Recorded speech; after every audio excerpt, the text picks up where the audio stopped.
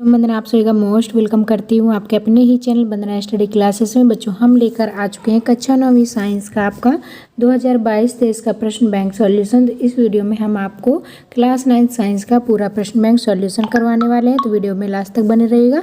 अगर बच्चों वीडियो आपके लिए थोड़ा सा भी यूजफुल लग रहा है तो वीडियो को लाइक जरूर कर लें, न्यू है तो सब्सक्राइब कर लें, ज़्यादा से ज़्यादा अपने दोस्तों को फ्रेंड्स ग्रुप में ज़रूर शेयर करें ताकि आपके दोस्तों को भी ये वीडियो मिल पाए।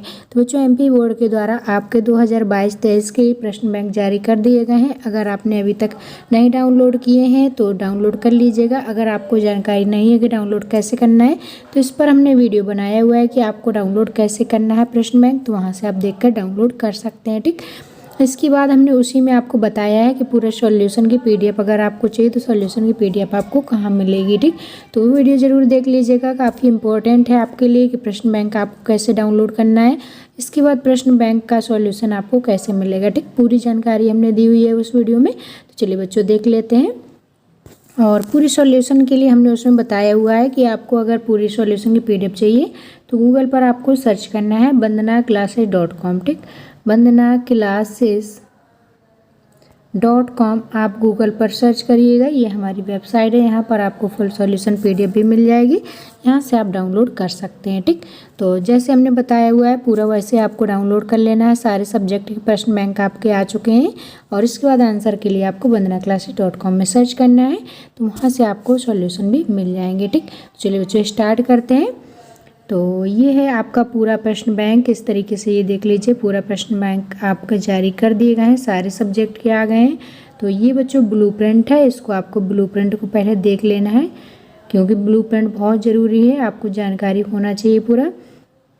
इसके बाद आपका ये कम किया गया सिलेबस है, जितना आपका सिलेबस हटाया गया है वो भी आपको जानकारी होनी चाहिए क्योंकि जो सिलेबस हटाया गया है इससे आपके एग्जाम्स में क्वेश्चन नहीं बनेंगे। ठीक, तो ये आपको देख लेना है। इसके बाद बच्चों आपके आ जाते हैं पाठ्यक्रम। ठीक, तो जितने भी लेसन हैं आपके उनके दिए गए हैं नाम और आपका पृष्ठ संख्या दी गई है, इस तरीके से पूरा आपको देखना है। इसके बाद बच्चों है आपका अध्याय फर्स्ट। ठीक, तो अध्याय 1 है आपका हमारे आसपास के पदार्थ। ठीक, तो हमारे आसपास कौन कौन से पदार्थ पाए जाते हैं उनके बारे में जानकारी पूरी आपके इस चैप्टर में है। तो उससे जितने भी इम्पोर्टेंट क्वेश्चन आपके बन सकते हैं सारे क्वेश्चन आपको ये पूरे प्रश्न बैंक में दिए गए हैं। ठीक, तो चलिए स्टार्ट करते हैं, कंप्लीट करते हैं पूरा सॉल्यूशन के साथ।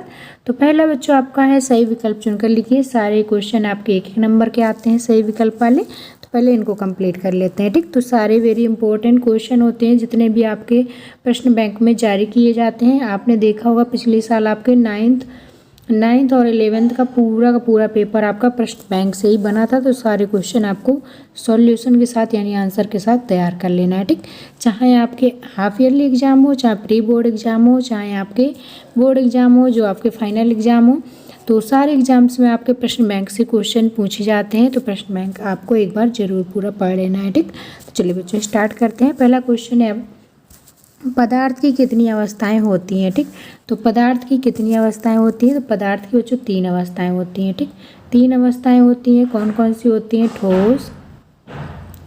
ठोस, द्रव और गैस। ठीक, ये पदार्थ की 3 अवस्थाएं होती हैं, तीनों के बारे में आपको पता होना चाहिए। ठोस क्या होता है, द्रव क्या होता है, गैस क्या होता है। ठीक, सबसे जो नज़दीक कण पाए जाते हैं ठोस में पाए जाते हैं, इसके बाद द्रव में पाए जाते हैं। सबसे दूर दूर जो कण होते हैं वो गैस के कण होते हैं। ठीक, तो ठोस, द्रव, गैस 3 अवस्थाओं में कोई भी पदार्थ पाया जाता है। ठीक, इसके बाद आपका दूसरा नंबर क्वेश्चन है। ठीक, दूसरा नंबर क्वेश्चन है पदार्थ की किस अवस्था में कणों के मध्य न्यूनतम रिक्त स्थान होता है। ठीक, तो कौन सा वो आपका पदार्थ है इसमें पूछा गया है कि जिसमें आपका मध्य में न्यूनतम रिक्त स्थान होता है। ठीक, यानी कि उनके कणों के बीच की दूरी जो होती है बिल्कुल कम होती है, वो कौन सा पदार्थ है। ठीक, तो यहाँ पर आपको बताना है कौन सा है। तो बच्चों दूसरे का आपका क्या हो जाएगा, इसका आपका ठोस हो जाएगा। ठीक, तो ठोस के जो अणु होते हैं बहुत ज़्यादा पास पास होते हैं, इनमें अंतरा आणविक जो आकर्षण बल होता है वो ज़्यादा पाया जाता है। ठीक,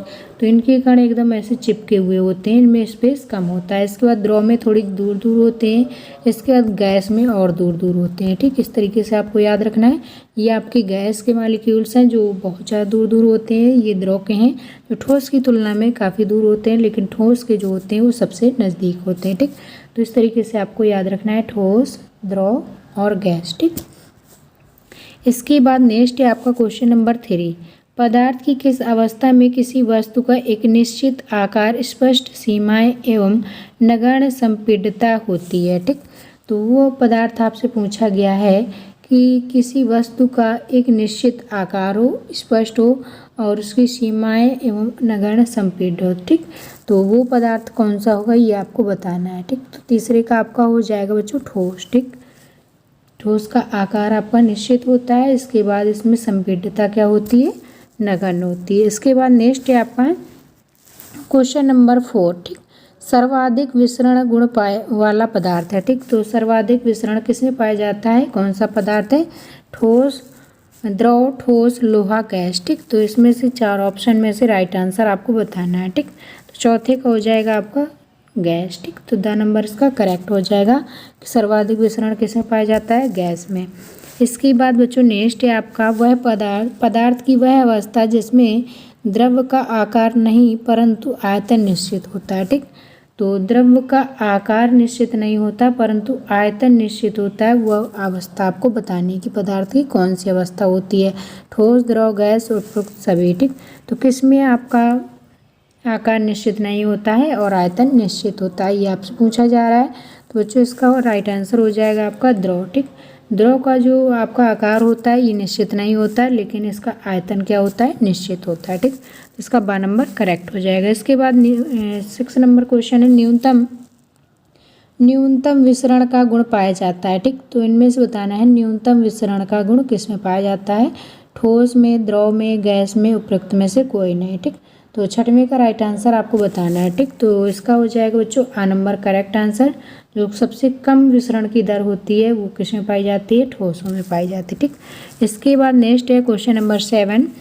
गैसों के किस गुण के कारण उन्हें सिलेंडर में भर के रखा जा सकता है। ठीक, गैसों का कौन सा ऐसा गुण है जिसके कारण गैस को सिलेंडर में भर के रखा जा सकता है, संपीड्यता, तरलता, विसरण, परासरण। ठीक, तो 7वें बच्चों राइट आंसर हो जाएगा इसका संपीड्यता, यानी कि गैस को दबा दबा के भरी जा सकती है। ठीक, इसके बाद नेक्स्ट है क्वेश्चन नंबर 8। बर्फ का गलनांक है। ठीक, क्वेश्चन नंबर 8 आपसे पूछा गया बर्फ का गलनांक कितना होता है, तो ये होता है बच्चों 273.15 केल्विन। ठीक, तो इसका राइट आंसर फर्स्ट वाला हो जाएगा। इसके बाद 9 नंबर क्वेश्चन है निम्नलिखित में से अधिक संपीड्य होता है। ठीक, तो इनमें से बताना है कौन सा आपका अधिक संपीड्य होता है, पत्थर, जल, ऑक्सीजन, रबर। ठीक, तो इनमें से आपका राइट आंसर आपको बताना है। तो ऑक्सीजन जो होती है आपके ये क्या होती है, अधिक संपीड्य होती है। ठीक, तो 6 नंबर इसका करेक्ट हो जाएगा।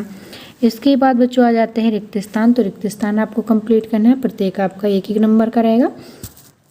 पहला दिया गया है आपका जिस न्यूनतम ताप पर ठोस पिघलकर द्रव बन जाता है वह इसका कहलाता है। ठीक, वह न्यूनतम ताप क्या है जिस पर कोई ठोस पिघलकर द्रव बन जाता है। ठीक, तो इसमें आपका फिल करना है क्या हो जाएगा, तो ये हो जाएगा वो क्या कहलाता है आपका गलनांक। ठीक, तो यहाँ पर हो जाएगा जिस न्यूनतम ताप पर ठोस पिघलकर द्रव बन जाता है वह इसका गलनांक कहलाता है। ठीक, तो यहाँ पर आपका गलनांक आपको फिल कर देना है। अगर बच्चों आपने अभी तक वीडियो को लाइक नहीं किया जल्दी जल्दी लाइक कर लीजिए, न्यू है तो सब्सक्राइब जरूर कर लें, साथ में बेल आइकन का बटन जरूर प्रेस कर लें ताकि नेक्स्ट वीडियो जब भी हम डालें तो नोटिफिकेशन भी आपको मिलता रहे, क्योंकि हम इसी तरह से सारे प्रश्न बैंक के सॉल्यूशन आपके प्रोवाइड करवा रहे हैं। तो सारे सब्जेक्ट के सॉल्यूशन प्रश्न बैंक के आपको हमारे चैनल के माध्यम से मिल जाएंगे। ठीक, तो चलिए बच्चों नेक्स्ट क्वेश्चन है आपका बर्फ़ का गलनांक कितने केल्विन होता है। ठीक, तो बर्फ़ का गलनांक अभी आपने यहाँ देखा, बर्फ़ का गलनांक यहाँ पर आपसे पूछा गया था 273.15 केल्विन। ठीक, तो यही आपको यहाँ पर फिल कर देना है। ठीक, 273.15 केल्विन। ठीक, तो यहाँ दूसरे वाले में आपको फिल कर देना है। इसके बाद नेक्स्ट है आपका पॉइंट नंबर 3 है केल्विन का मात्रक होता है। ठीक, तो केल्विन का मात्रक यहाँ पर बताना है क्या होता है, तो यहाँ पर हो जाएगा ताप का मात्रक केल्विन होता है, तो यहाँ केल्विन ताप का मात्रक होता है। ठीक, इसके बाद आपका चौथा नंबर है ठोस कार्बन डाइऑक्साइड को नाम से भी जाना जाता है। ठीक, तो ठोस कार्बन डाई जो ऑक्साइड होती है CO2 जो होती है ठोस, उसको किस नाम से जाना जाता है, तो यहाँ पर हो जाएगा डाई आइस। तो यहाँ डाई चाहिए लिख देते हैं ड्राई ऑक्साइड। ठीक, इसके बाद नेक्स्ट है आपका 5 नंबर क्वेश्चन, पदार्थ की अवस्थाएं होती हैं। ठीक, तो पदार्थ की कितनी अवस्थाएं होती हैं, अभी हमने आपको ऊपर बताया था ऑप्शन में 3। ठीक, कौन कौन सी होती हैं, ठोस, द्रव और गैस, 3 अवस्थाएं होती हैं पदार्थ की। तो ये तीनों आपको याद रखना है। ठीक, तो इस तरीके से आपको ये कंप्लीट करना है। इसके बाद बच्चों देखते हैं सही जोड़े। ठीक, तो सही जोड़े आपको मैच कर लेना है। इसमें से कॉलम आ का कॉलम बा से मैच करना है। तो पहला दिया गया है अधिक संपीड्य। ठीक, अधिक संपीड्य। दूसरा है आपका पदार्थ की अवस्थाएं, बर्फ का गलनांक, ड्राई आइस और जल का क्वथनांक। ठीक, तो यहाँ पर आपको फिल करना है, फिल नहीं करना है, आपको मैच करना है। ठीक, तो ये सारी चीज़ें भी आपने देखी होंगी कि आपको ऑप्शन में भी मिले थे और फिल इन द ब्लैंक्स में भी मिले थे। ठीक, तो सारे आपको याद होंगे कि अधिक संपीड्य क्या होता है। तो अधिक संपीड्य जो होता है बच्चों आपका गैस होती है। ठीक, तो यहाँ पर आपका गैस से मैच कर देना है इसको। इसके बाद पदार्थ की अवस्थाएं होती हैं। तो पदार्थ की अवस्थाएं कितनी होती हैं, तो यहाँ पर आपको भी बताया हमने 3 होती हैं। ठीक, तो इसका C नंबर हो जाएगा। इसके बाद बर्फ़ का गलनांक होता है। तो बर्फ़ का गलनांक का भी बताया था 273.15 केल्विन होता है। इसके बाद ड्राई आइस। ठीक, तो जो सूखा आपका कार्बन डाइऑक्साइड होता है उसको क्या बोलते हैं, ड्राई आइस। ठीक, तो उसी को ड्राई आइस से मैच करना है। तो ये आपका जो ठोस कार्बन डाइऑक्साइड है ये आपका ड्राई आइस कहलाता है। तो ये आपका हो जाएगा। इसके बाद जल का क्वथनांक दिया गया है। तो जल का क्वथनांक आपको बताना है कितना होता है, तो जो होता है 273 केल्विन। ठीक, तो यहाँ पर आ जाएगा 273 केल्विन। इस तरीके से आपको मैच कर लेना है। तो यहाँ पर आपने देखिए यहाँ पर फिल किया था ना अभी ड्राई आइस। ठीक, तो यही ड्राई आइस था आपका ड्राई आइस। ठीक, तो ये आपका ड्राई आइस यहाँ पर आपको याद रखना है और यहाँ पर आपको यहाँ मैच करने थे, सारी चीज़ें वही है, आपको केवल यहाँ पर मैच करना था। ठीक, इसके बाद बच्चों आ जाता है सत्ता सत्ता। ठीक, तो सत्ता सत्ता आपको बताना है, एक एक नंबर के हैं। तो चलिए ये देख लेते हैं। पहला है आपका गैसीय अवस्था में कणों की गति अनियमित और अत्यधिक तीव्र होती है। ठीक बच्चों, तो इसमें पूछा गया है कि गैसीय अवस्था में जो कणों की गति होती है अनियमित और अत्यधिक तीव्र होती है। ये आपका सत्य है असत्य। ठीक, तो जो गैस के मॉलिक्यूल्स होते हैं काफ़ी दूर दूर होते हैं। ठीक, तो इनमें जो गति होती है वो अनियमित होती है और अत्यधिक तीव्र होती है। तो ये आपका क्या हो जाएगा, सत्य हो जाएगा। ठीक, पहला वाला आपका सत्य हो जाएगा। इसके बाद दूसरा है वाष्पीकरण एक तरह की परिघटना है। ठीक, वाष्पीकरण एक तरह की किस तरह की परिघटना है, तो यहाँ पर आपको बताना है वाष्पीकरण एक तरह की परिघटना है। ये आपका सत्य या असत्य। ठीक, तो ये आपकी वाष्पीकरण एक तरह की परिघटना होती है, तो ये आपका सत्य हो जाएगा। इसके बाद तीसरा नंबर दिया गया है ऊर्ध्वपातन प्रक्रम में ठोस पदार्थ द्रव में परिवर्तित हुए बिना सीधे ही गैस में आ जाता है। इसको मतलब सही सत्य असत्य बताना है। ठीक, तो ऊर्ध्वपातन प्रक्रम जो होता है इसमें ठोस पदार्थ द्रव में परिवर्तित हुए बिना सीधे ही गैस में परिवर्तित हो जाता है। ये आपका सत्य या असत्य। ठीक, तो आपने देखा होगा बच्चों कपूर जलाते हैं तो कपूर कभी भी क्या होता है, ठोस से द्रव अवस्था में परिवर्तित नहीं होता, सीधे गैस में परिवर्तित हो जाता है।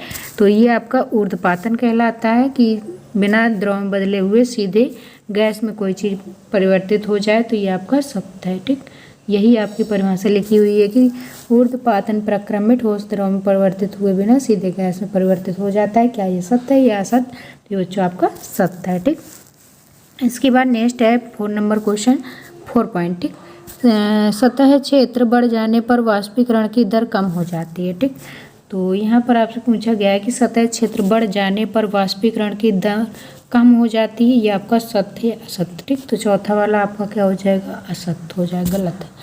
नेक्स्ट है आपका 5 पॉइंट दाब बढ़ने और ताप घटने से द्रव में बदल जाती है। ठीक, दाब बढ़ने और ताप घटने से गैस द्रव में बदल जाती है। ये आपका सत्य है असत्य, ये आपका सत्य हो जाएगा। दाब जब ज़्यादा बढ़ेगा और तापमान घटने लगेगा तो गैस जो है वो द्रव अवस्था में बदल जाती है। ये आपका करेक्ट है। ठीक, तो इस तरीके से आपके ये थे बच्चों पूरे कंप्लीट क्वेश्चन। इसके बाद आपके एक शब्द वाक्य में उत्तर है और इसके बाद आपके अति लघु उत्तरीय क्वेश्चन है, ये हम नेक्स्ट पार्ट 2 में आपके करवाएंगे। तो पार्ट 2 देखने के लिए वीडियो को लाइक ज़रूर कर लें। चैनल को अगर अभी तक सब्सक्राइब नहीं किया तो सब्सक्राइब जरूर कर लें, बेल आइकन का बटन ज़रूर प्रेस कर लें, ताकि आपके ये जो एक नंबर के दो नंबर के क्वेश्चन अभी रह गए हैं इनका सॉल्यूशन हम दे पाएँ तो पार्ट 2 में आपको मिल जाएगा। जैसे हम वीडियो डालेंगे तो नोटिफिकेशन आपको तुरंत प्राप्त होगा। ठीक, तो हम इसका पार्ट 2 बहुत ही जल्द लाएंगे। तो चलिए बच्चों, मिलेंगे नेक्स्ट वीडियो में, तब तक के लिए बाय बाय। अगर वीडियो पसंद आया हो तो वीडियो को लाइक ज़रूर करें और ज़्यादा से ज़्यादा अपने दोस्तों को शेयर कर लें। ठीक।